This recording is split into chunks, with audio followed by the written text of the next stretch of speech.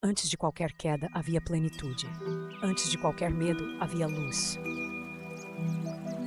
Na linguagem da Gnosis, esse lugar de totalidade é o pleroma, a morada da completude divina, onde nada está separado, onde nada precisa ser consertado, porque tudo ainda repousa na unidade.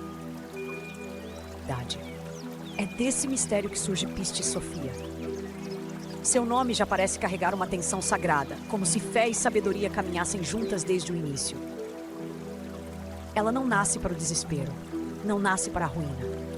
Ela nasce em meio à luz, cercada por aquilo que é pleno, puro e incontestável. E, no entanto, até mesmo entre os esplendores do alto, existe um movimento interior que procura mais, sempre mais. Esse é o primeiro segredo da história. A alma que deseja conhecer pode também se aproximar da borda. Pistis Sophia contempla a grandeza do pleroma, mas seu olhar se estende além do que lhe foi dado ver. Não por rebeldia vazia, não por orgulho simples. Existe nela uma sede profunda, uma inquietação espiritual, um anseio por compreender aquilo que ainda não foi revelado. E assim, num instante decisivo, ela cruza um limite, uma fronteira invisível, mas real. Um ponto onde a plenitude deixa de ser apenas presença e passa a ser distância. Quando se atravessa a fronteira do que é completo, a luz não desaparece de imediato. Primeiro ela se enfraquece, depois se torna lembrança, depois saudade. É aqui que começa a ruptura. Ao atravessar além da ordem luminosa, Pistis Sophia entra num domínio de separação. O que era unidade se fragmenta. O que era clareza se mistura com sombra. E dessa desarmonia surge a figura do demiurgo, expressão de uma criação desviada, uma força que não guarda a plenitude, mas a imita sem compreendê-la. O demiurgo não é a luz, é o eco da luz sem sua origem, é forma sem fonte, movimento sem conhecimento, aparência sem verdade.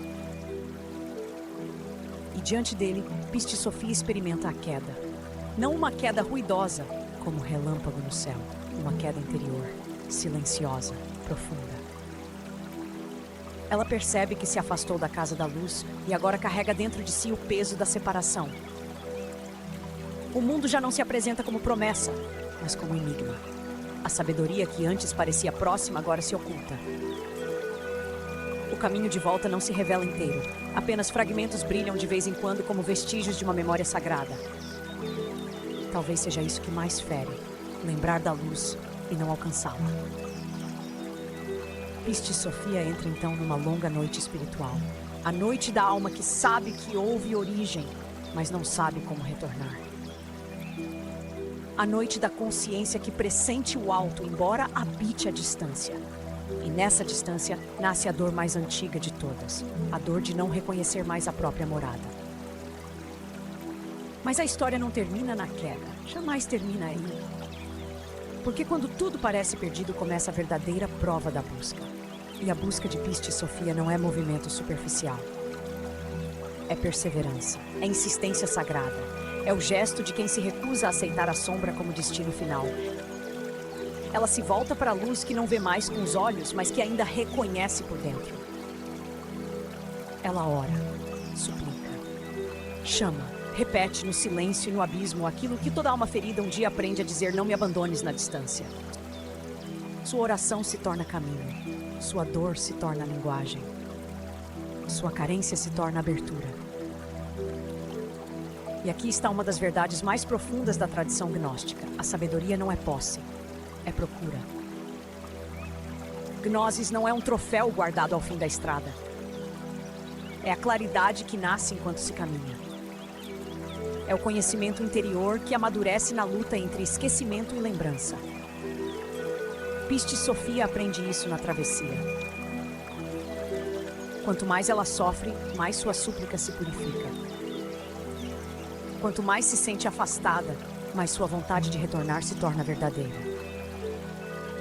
E quanto mais reconhece sua insuficiência, mais se aproxima daquela luz que sempre existiu, mesmo quando parecia escondida. O sofrimento, nesse sentido, não a destrói por completo, ele a instrui. Ele a despoja das ilusões. Ele a conduz ao núcleo do desejo espiritual. Há momentos em que o desespero parece falar mais alto. Há momentos em que a alma imagina que foi esquecida. Há momentos em que a noite parece eterna, mas a oração de Piste Sofia insiste contra o peso da separação. E essa insistência muda tudo. Porque a luz responde ao busca é capaz de sustentar. Não responde ao ruído, não responde à pressa, responde à sinceridade. Responde ao coração que se inclina em humildade. Responde à alma que aceita ser ensinada pelo próprio cansaço. Piste Sofia, então, deixa de ser apenas a que caiu. Ela se torna também a que procura, a que suporta. A que aprende a ver, mesmo na penumbra, o contorno da lembrança divina. E pouco a pouco, algo se abre. Não como triunfo arrogante, mas como entendimento sereno. Não como conquista violenta, mas como revelação interior. O que antes era confusão começa a ganhar sentido. O que antes era perda revela um ensinamento oculto. O que parecia separação absoluta começa a mostrar uma passagem possível. A alma que foi afastada da plenitude descobre que ainda pode voltar a ela, não pela força, mas pela verdade do desejo. Essa é a beleza amarga da jornada de Piste Sofia. Ela desce para compreender, ela sofre para lembrar. Ela ora para reencontrar, e ao fazer isso, transforma a própria queda em sabedoria viva. O demiurgo permanece como sinal de um mundo incompleto. Uma imagem da limitação que nasce quando a origem é esquecida. Mas Piste Sofia já não está presa apenas ao erro inicial. Ela foi tocada pela experiência da distância, e isso a fez mais profunda, mais desperta, mais humana, se pudermos dizer assim, numa história que é também cósmica. Ela conhece agora o preço da separação, e justamente por isso reconhece com mais intensidade o valor da luz. No fim, sua redenção não é a negação da ferida, é a transfiguração dela. A redenção acontece quando a alma que caiu aprende a elevar sua voz sem desistir. Quando a alma que se perdeu continua chamando. Quando a alma que foi quebrada descobre que ainda carrega em si uma centelha de retorno. E essa centelha é tu. Porque a história de Piste Sofia não fala apenas de uma queda antiga. Fala de toda a consciência que já sentiu a ausência do sagrado. Fala de toda pessoa que, em algum momento, percebeu que havia luz antes da confusão. Fala de toda busca que começa com perda, passa pela oração e termina em reconhecimento. No pleroma havia plenitude. Na separação, houve exílio.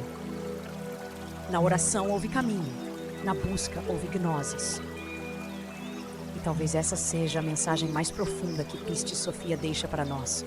A verdadeira sabedoria não está em nunca cair, mas em não abandonar a luz depois da queda. A redenção nasce quando a alma se lembra de onde veio e insiste em voltar. Se a distância parece grande, a busca ainda é maior. Se a noite parece longa, a luz ainda chama. Se o coração procura com sinceridade, ele já está em caminho. Inscreva-se para continuar essa jornada.